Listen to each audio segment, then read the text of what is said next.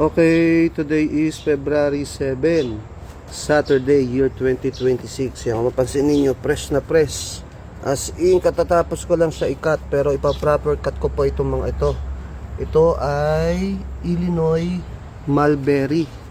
Ayan, fresh cut po lahat yan. Ayan. Sa magkakagusto, pwede ko kayong isingit dito ng orders ninyo. So, ipa-proper cut ko po ito. Dahil lahat ng ito, pagka palagay ko naman sobra to ng 1,000 pieces, no? Pero ang kailangan kasi natin dito is 1,000 pieces. Merong may order sa atin. So, yung sobra, pwede kong isingit dun sa mga nangangailangan pa ng Illinois Mulberry. So, PM lang po kayo. Yan, ganda ng cuttings. Fresh na fresh. So, PM lang po kayo kaagad. No, kung sakaling kulangin, pwede ko naman kayo ipag-cut pa uli ng panibago. So, nationwide delivery ho tayo.